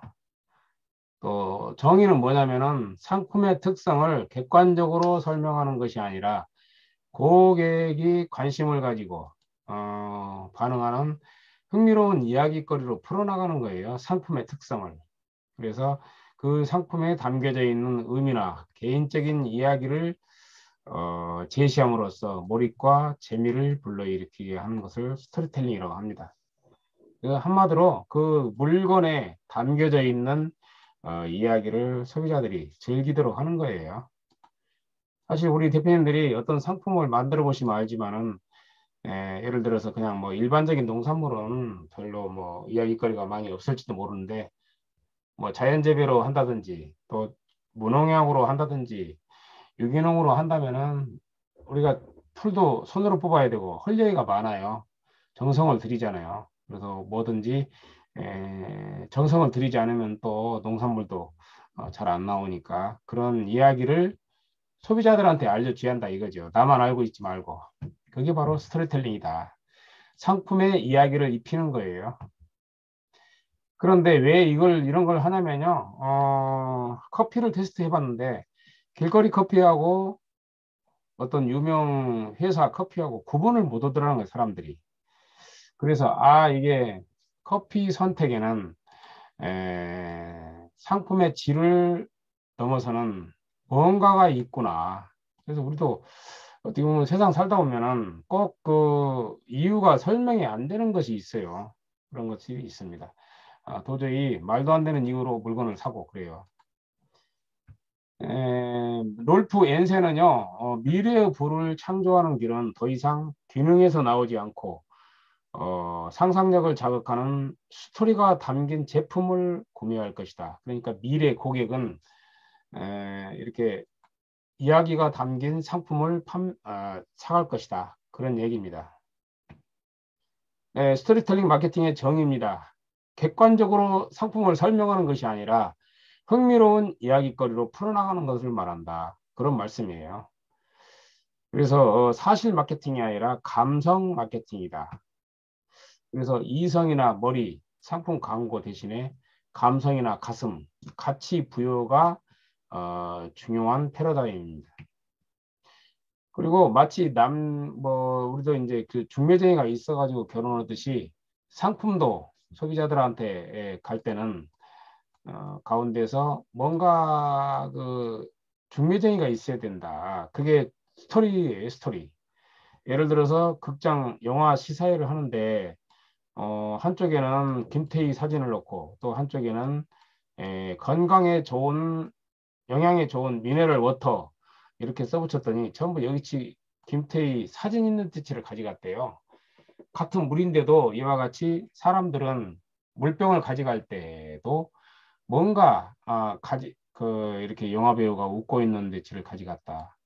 건강에 좋은 영양에 좋은 미네랄 워터라고 써붙이는 데서 가져간 게 아니라 이게 참 신기한 거예요. 그래서 그게 뭔가 상품 구매 메커니즘에는 누군가의 중개자가 있다. 그 중개자가 뭐냐? 스토리텔링이라는 얘기입니다. 그래서 우리가 백세주 같은 것도 전부 스토리텔링으로 성공을 했고요. 또 말보로 담배도 그 스토리텔링의 결과라고 합니다. 그래서 스토리텔링을 하는 이유는 상품에다가 이 얘기를 입혀가지고 차별화, 가치 상승을 올리는 거라 말씀드립니다. 스토리텔링과 감성 마케팅입니다. 의사결정에는 구매 의사결정에는 감성이 더 많은 영향을 미친다고 그래요.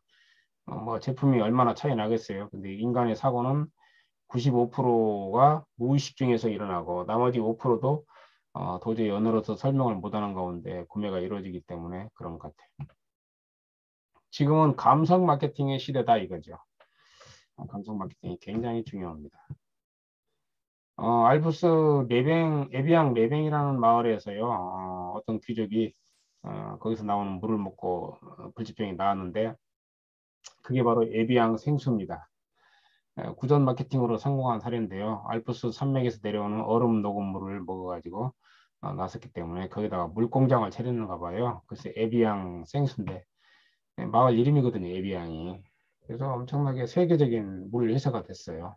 그 정도로 마실수록 젊어진다는 컨셉으로 옷도 이렇게 입고 다니고 또 물병도 알프스 산맥 모양으로 만들었고 에비앙 생수 스토리텔링으로 유명하죠.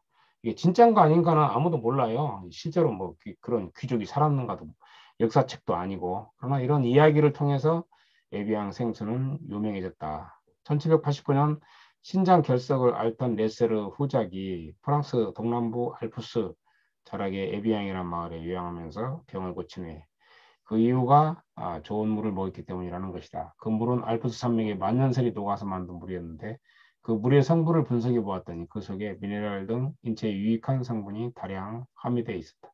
이거를 먹고 불치병이 났었다. 이렇게 해서 에비앙 물이 유명해진 거죠.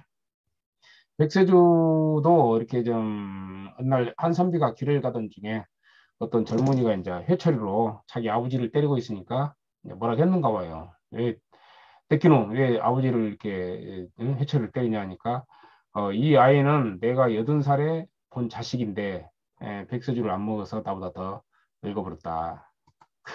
그래서 웃음이 나오는 이야기인데 이런 백세주 이야기로 또 백서주가 마치 먹으면 젊어지는 것처럼 마시면 젊어지는 것처럼 느껴지잖아요. 자, 스토리텔링에는 세 가지가 있습니다. 소비자 체험 스토리가 있고요. 농장 내부 스토리가 있고 그 다음에 마케팅 스토리가 있습니다. 그래서 우리가 이 중에서 이제 하나를 선택하셔야 돼요. 되게 보면 이제 농장주 이야기가 많이 있는데 농장주 이야기가 많이 있는데 또 소비자 이야기를 가지고 만드는 사람도 있고 또 상품 자체를 가지고 만드는 분도 있어요. 스킨 라빈스 31도 하나의 스토리텔링으로 만든 겁니다. 31일 동안에 31일이 들어가 있는 달에 5가지 맛을 볼 수 있게 한 것을 6가지 맛을 보게 하자. 31일이 들어가 있는 달에 보통 5가지 맛을 볼 수 있는데 6가지 맛을 볼 수 있도록 하자 해가지고 소비자들한테 행복을 선사하자. 이게 통해가지고 세계적인 회사가 된 거죠. 그것도 하나의 스토리텔링의 효과가 아닌가 생각이 듭니다. 그래서 필수적으로 알아야 할 것은요, 누가 언제 어디서 무엇을 어떻게 왜라는 구조를 갖는 게 좋아요. 육하원칙을 지켜줘야 된다. 그리고 우리 선생님들도 여기다가 그 자기 농장이 이제 생기면은 여기다가 6개 내지 7개의 키워드를 이런 식으로 쓰신 다음에 한번 글짓기를 해보는 거예요.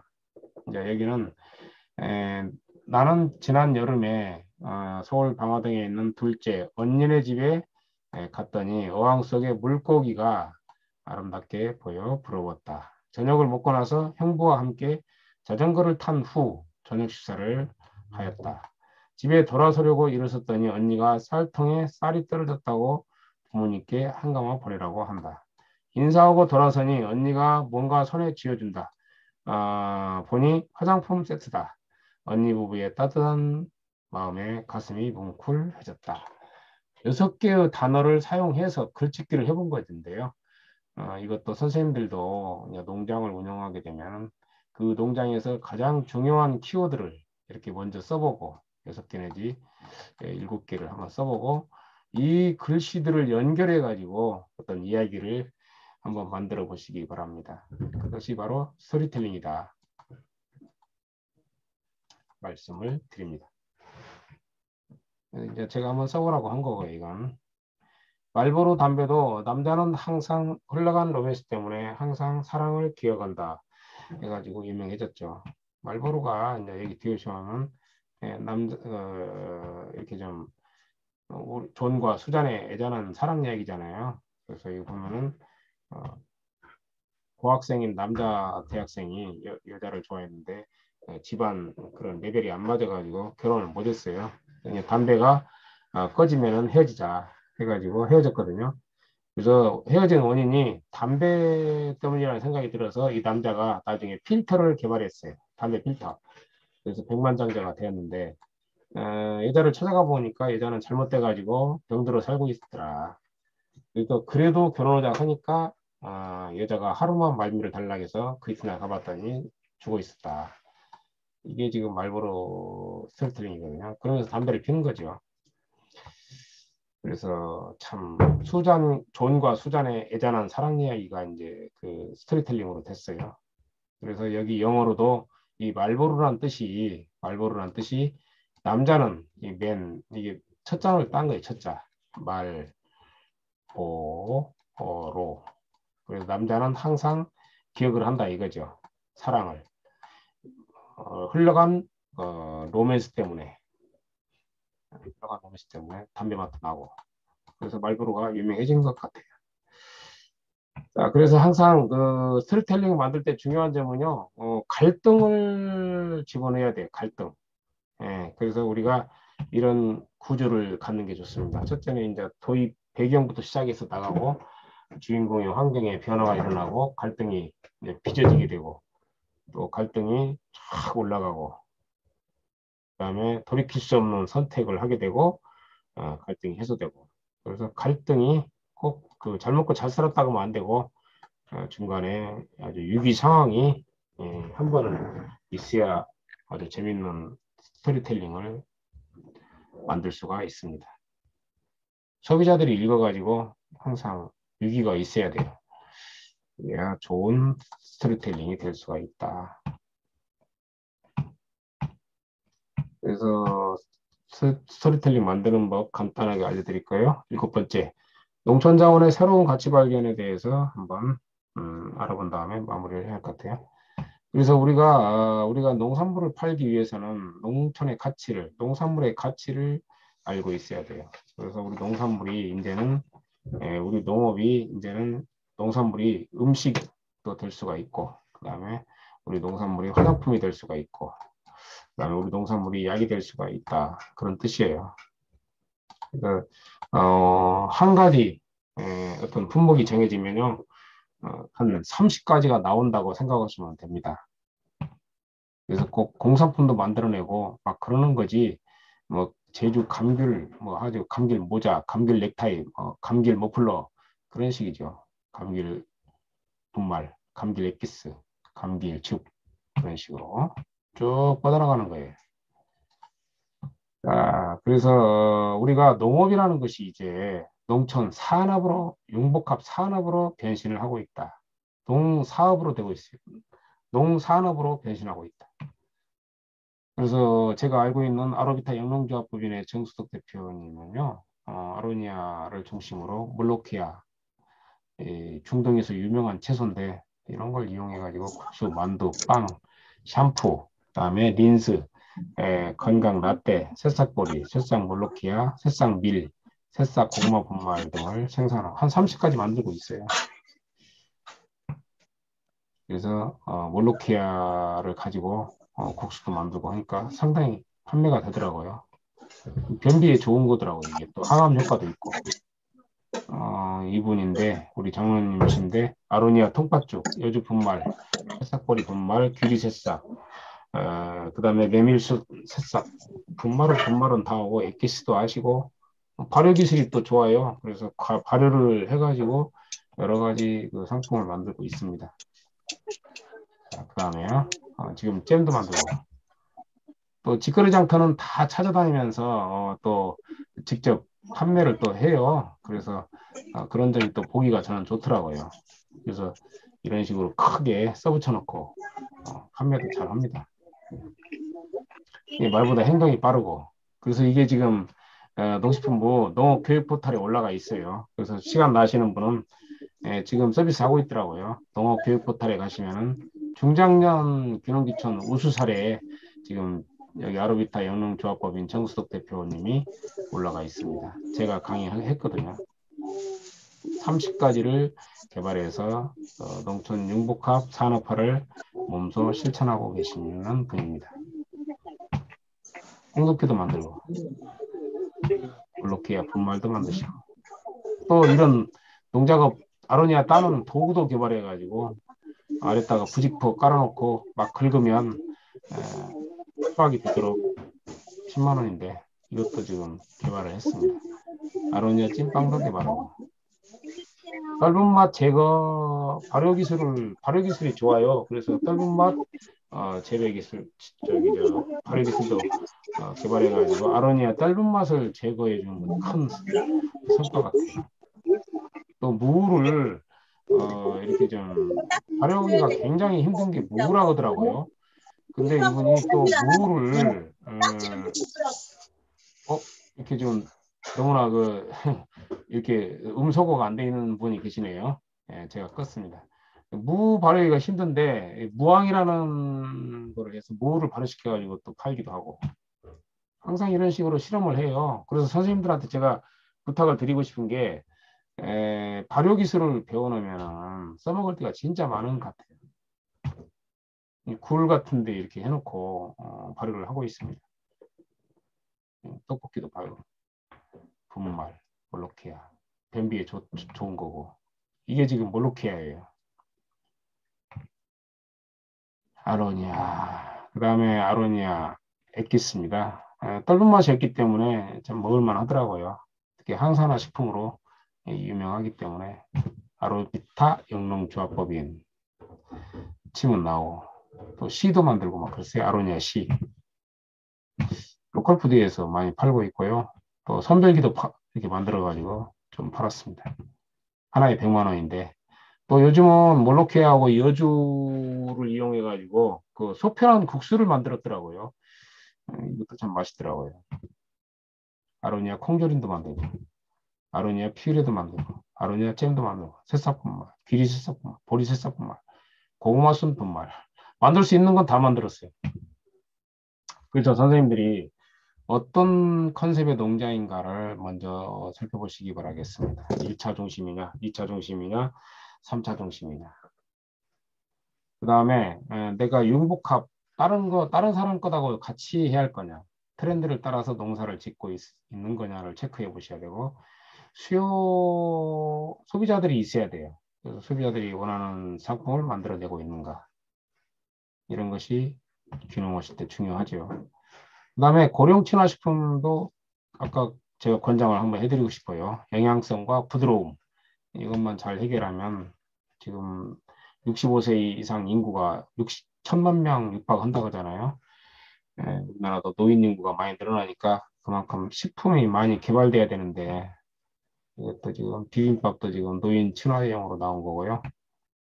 연화식품이라고도 해요. 특징은 부드럽고 영양성이 있게 밥 만들면 될 것 같은데 갈비도 마찬가지고. 일본 같은 데는요 색깔로 표시하고 있어요. 파란색은 보통 뭐 씹는데 영향이 없는 거, 노란색은 약간 문제가 있는 거, 빨간색은 아주 이빨이 없고 심각한 거 나눠가지고 고령 친화식품을 팔고 있습니다. 우리나라는 지금 농촌진흥청에서 지금 현재 많이 개발을 하고 있습니다. 현재. 그 다음에 가장 간편식 밀키트는 아까 뭐 개발 한번 해보시라 했고요. 그리고 노인 친화식품도 한번 관심을 가져보시기 바랍니다. 그 다음에 식품시장 현황 분석은요, 이것이 자료로 가름할게요.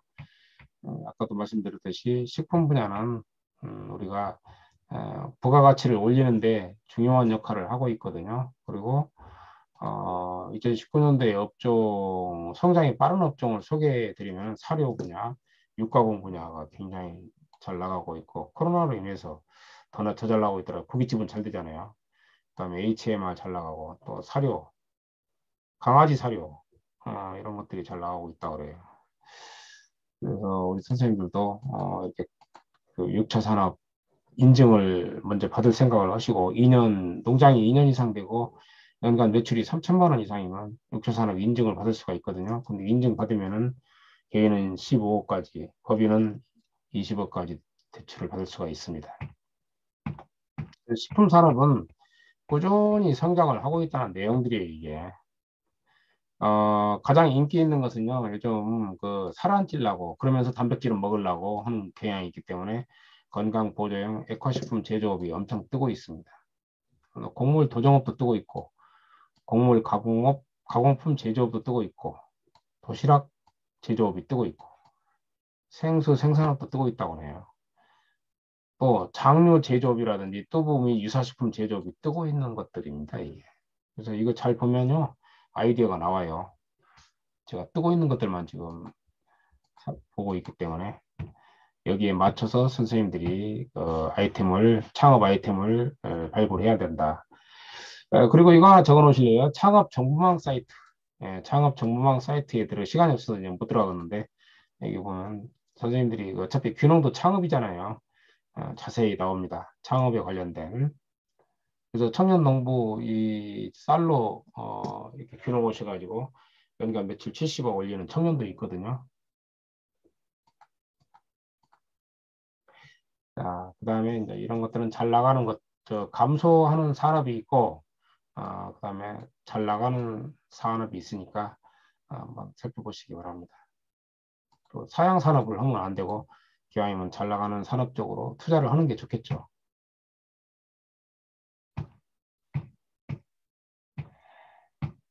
그래서 소프트링크 잘 나가고, 증류주 잘 나가고, 유제품류 잘 나가고, 콩제품류 잘 나가고, 시리얼류 잘 나갑니다. 위험별 마케팅 사례 탐구입니다. 이게 광고라는 것이 꼭 말을 많이 해서 광고가 되는 게 아니고, 이 샤넬 넘버 파이브 이 향수는 말 한마디 안 하는 광고예요, 이게. 이거 보면 선생님들이 제가 자료 드렸으니까 나중에 한번 클릭해 보시고 광고 한번 보세요. 이거 말 한마디가 없습니다. 그리고 여기도 화장품도 이제는 그 화장품은 약이다라는 개념으로 성공했어요, 여기는. 그래서 전부 다 직원들이 가운 입고 다니고 막 그렇게 해가 성공했거든요. 키엘 화장품이라고. 그래서 우리 농산물도 약이다. 우리 농산물은 화장품이다. 우리 농산물은 식품이다. 이런 개념으로 나가면은 할 일이 참 많아요. 우리 농업도. 역시 스토리텔링의 유력입니다. 지퍼라이터가 유명해진 이유는 총 맞은 사람이 살았다고 그래요. 지퍼라이트 거기 맞은 모양이죠.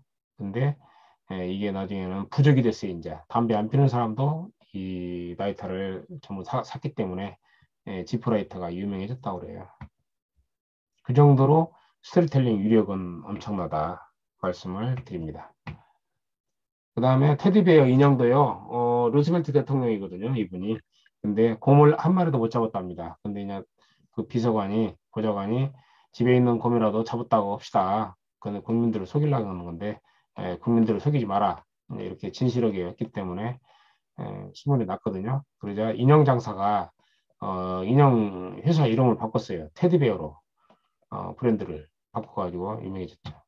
인형 장사가 그 뉴스를 보고 그 브랜드를 아주 테디베어라고 한 거예요. 그래서 테디베어 인형이 지금도 유명하잖아요. 진실은 대통령이다 해가지고 아주 많이 팔렸다고 합니다. 칠레 와인 1865도 실은 뭐 여기가 회사 설립 연도거든요. 와인 회사. 근데 이것을 그 골프장 옆에서 이렇게 18호를 65타 에 돌았다 해가지고 스토리텔링을 만들었더니 이 골프장 옆에서 그 좀 술이 잘 팔렸다고 그래요. 이것도 하나의 스토리텔링. 스타벅스도 마찬가지예요. 원래 스타벅스라는 커피는 일본이 아니라 유럽에서 가장 유명한 소설인 그런 모비딕이라는 소설에 나오는 거예요, 이게. 근데 우리나라로 말하면 홍길동전. 여기에 이제 스타벅이라는 선원이 있어요. 여기에 나오는 등장인물 중에. 스타벅이라는 선원은 하루에 커피를 10잔 이상 마셨다고 합니다. 그래서 이 소설을 읽어보던 그 커피 회사 사장이 커피 회사 이름을 바꿨어요. 뭘로 바꿨냐? 스타벅으로. 이건 사람 이름인데 이 선원이 선장도 아니고 선원이 커피를 많이 마신지를 잘 알아요. 유럽 사람들은. 모든 유럽 사람들이 이 소설을 읽었기 때문에. 그래서 스타벅스라고 해것 같아요. 그 선원 이름을 따가지고.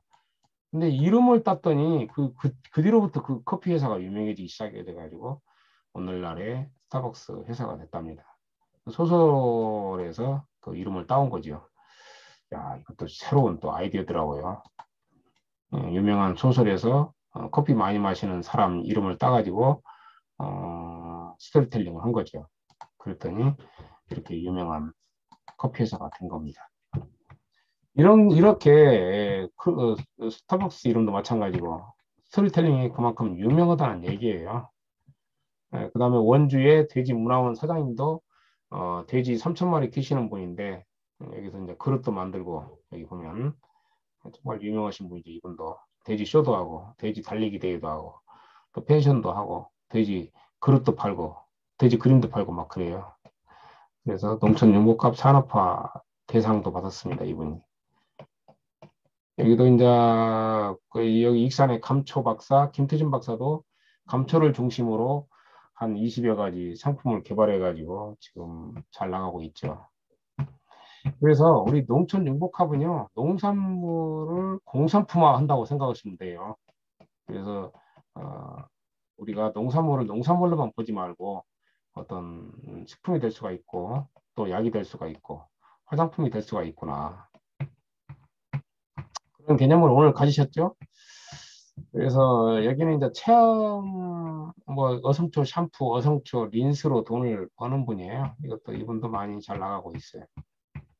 약초를 가지고, 비누도 만들고 해가지고, 아주 체험 분야에서는 유명하죠. 또 치유농업도 유명합니다. 자료를 활용할게요. 치유농업은 우리 농촌의 자원을 이용해 가지고 사람들의 마음을 치료하고 또 힐링을 하게 하는 거거든요. 명상 치유도 있고 식물 치유도 있고 동물 치유도 있고 그렇습니다. 그래서 여기도 또 관심을 가져보시면 좋죠. 이 시장도 매년 그 1,000억씩 늘어나고 있다고 그래요. 그래서 지금 자격증 제도도 만들어 가지고 지금 농촌진흥청에서 본격적으로 지금 나서고 있습니다. 치유농업도 유명하죠. 우리 농업이 이제 단순히 먹거리 차원이 아니라 사람들의 마음을 치료하는 그런 도구로 사용이 되고 있습니다. 그래서 열정이 있으면 정말 자동차 판매량도 소개했는데 시간상 넘어갈게요. 정말 하루에 한 대씩 파는 사람인데 열정이 대단해요, 이분도. 그래서 마무리입니다. 우리 생활 주변에 편리한 도구들을 생각의 산물이요, 자연에 저절로 만들어진 건 아니거든요. 선생님들이 아이디어를 많이 내가지고 또 기능 귀천하셔가지고 농업을 또 새롭게 창조해 가셔야 할 것 같아요. 그래서 모든 것들이 우리가 변화를 일으켜야 된다. 그런 말씀을 드리고 싶고요. 기존에 있는 것을 잘 모아가지고 새로운 것을 창출하려고 노력을 하셔야 한다. 이름도 잘 짓잖아요. 쌀이름인데 언니 몇 살, 또 오빠 몇 살, 그렇게 해서 쌀 파는 경우도 있고, 부여, 굿들의 브랜드예요. 이게. 또 깨 이름도 손만 잡을 게, 깨 이름이에요. 이게. 이것도 꽤 팔렸다고 하더라고요. 물이름, 고맙수. 그래서. 그래서 우리가 농촌에 바라보는, 농식품을 바라보는 관점을 바꾸자 이거죠. 완전히 바꾸고, 또 디지털 시대에 대응을 한다면은 우리 선생님들이 얼마든지 저는 안정적인 정착을 할 수 있을 거라고 생각을 합니다. 그리고 마케팅이라는 것이요, 우리 농촌이라는 게 정말 스토리텔링도 중요하고 여러 가지를 좀 어느 정도는 할 줄 알아야 돼요. 그래서 오늘 제가 쭉 소개시켜드린 내용을 가지고 선생님들이 아이디어를 얻으시기 바랍니다. 어쨌든 1차 생산, 2차 가공 제조, 3차 체험 관광 서비스 거기다가 선생님들이 잘하는 것을 더 플러스 시켜라. 그래서 스마트팜도 합치고 또 우리가 바이오 테크놀로지도 합쳐보고 그래서 공산품화를 하는 거예요. 자꾸 비누도 만들어보고 린스도 만들어보고 샴푸도 만들어보고 옷도 만들어보고 그런 거죠. 그릇도 만들어보고 이게 바로 농촌 융복합 산업화라고 할 수가 있습니다.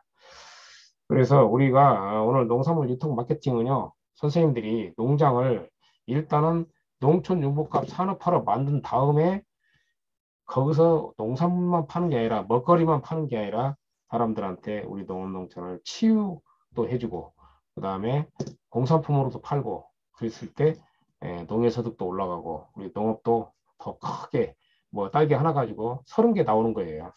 그렇게 해서 우리 귀농귀촌인들이 그런 걸 잘 하시니까 오늘 좀 강의 내용을 잘 다운 받아 놓으셨다가 안정적인 귀농귀촌에 큰 도움이 됐으면 좋겠습니다.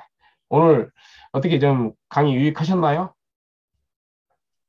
네. 예, 네. 예, 오늘 그냥 장시간 4시간 동안 네, 8시간이죠. 오전까지 하면 고생 많으셨고요. 자세한 내용은 강의 자료 제가 아까 주소 다시 한번 보내드릴까요? 주소 다시 한번 보내드릴 테니까요. 선생님들이 다시 한번 보내드렸어요. 이 주소를 잘 카톡에다가 보관해 놓으셨다가 강의 자료를 다운받아 놓고 보시면 자세히 알 수가 있습니다. 그리고 궁금한 점 사면 궁금한 점은 저한테 또 전화나 문자 주시면 또 친절하게 제가 또 추가로 설명을 드릴게요. 자, 오늘 고생 많으셨습니다. 감사합니다. 예, 수고 많으셨습니다. 고맙습니다. 예, 고맙습니다. 고생 많으셨습니다.